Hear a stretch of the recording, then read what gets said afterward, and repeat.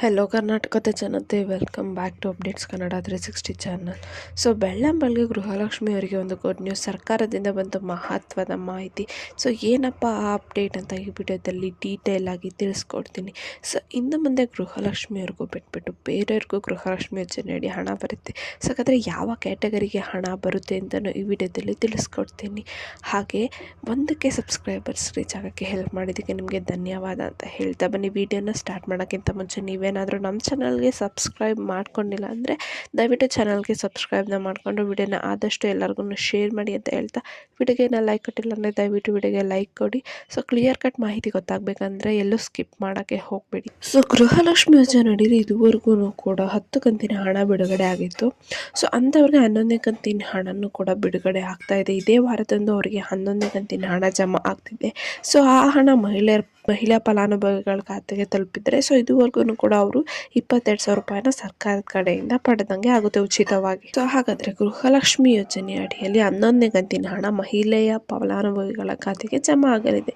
So ಏನು ಲೋಕಸಭಾ ಚುನಾವಣೆ ಕಳೆದರೂ ಕೂಡ ಯಾವುದೇ ರೀತಿಯ ಗೃಹಲಕ್ಷ್ಮಿ ಹಣನ ಮಹಿಳೆಯರ ಖಾತೆಗೆ ಹಾಕಿರಲಿಲ್ಲ.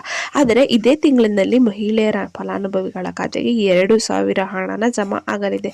11ನೇ ಕಂತಿನ ಹಣ ಆಗಿರುತ್ತೆ.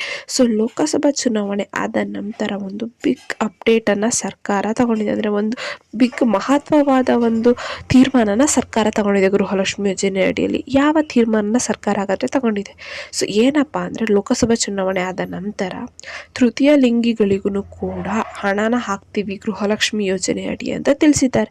ಹಾಗಾದರೆ ಅವರು ಹೇಗೆ ಅಪ್ಲೈನ ಮಾಡಬೇಕು ಅಂತ ಈ ವಿಡಿಯೋದಲ್ಲಿ ತಿಳಿಸ್ಕೊಡ್ತೀನಿ. ಇದು ನಿಜಾನ ಸುಳ್ಳ ಅಂತಲೂ ಈ ವಿಡಿಯೋದಲ್ಲಿ ತಿಳಿಸ್ಕೊಡ್ತೀನಿ. ಸೊ ಅವ್ರಿಗೂ ಕೂಡ ಇಂದಿನಂತೆ 2,000 ರೂಪಾಯಿ ಪ್ರತಿ ತಿಂಗಳು ಹಣ ಜಮಾ ಆಗುತ್ತೆ. ತೃತೀಯ ಲಿಂಗಿಗಳು ಜಿಲ್ಲಾಧಿಕಾರಿಗಳಿಂದ ಒಂದು ಪಡೆದುಕೊಂಡ ಪ್ರಮಾಣ ಪತ್ರವನ್ನು ನೀಡಿ ಗೃಹಲಕ್ಷ್ಮಿ ಯೋಜನೆಗೆ ಅರ್ಜಿನ ಸಲ್ಲಿಸಬೇಕು.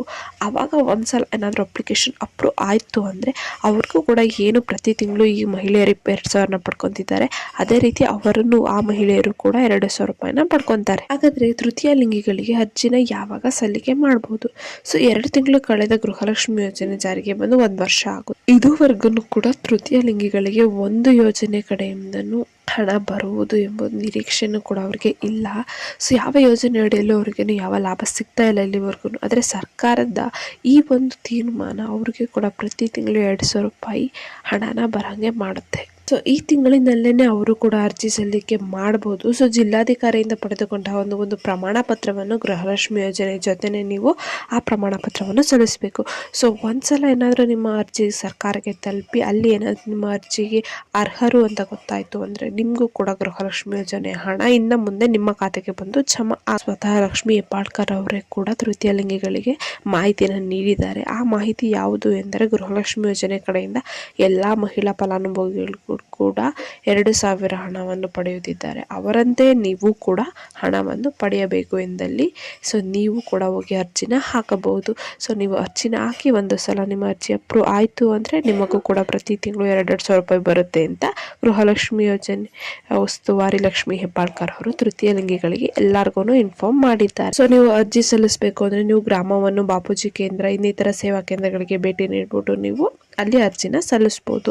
ಸೊ ಈ ಮಾಹಿತಿ ನಿಮಗೆ ಇಷ್ಟ ಆಯಿತು ಅನ್ಕೊತೀನಿ. ಇಷ್ಟ ಆದರೆ ದಯವಿಟ್ಟು ಚಾನಲ್ಗೆ ಸಬ್ಸ್ಕ್ರೈಬ್ನ ಮಾಡ್ಕೊಂಡು ವಿಡಿಯೋನ ಆದಷ್ಟು ಫಲಾನುಭವಿಗಳಿಗೆ ಶೇರ್ ಮಾಡಿ. ಏನೇ ಪ್ರಾಬ್ಲಮ್ ಇತ್ತು ಅಂದರೆ ಕಮೆಂಟ್ನ ಹಾಕಿ. ಧನ್ಯವಾದಗಳು.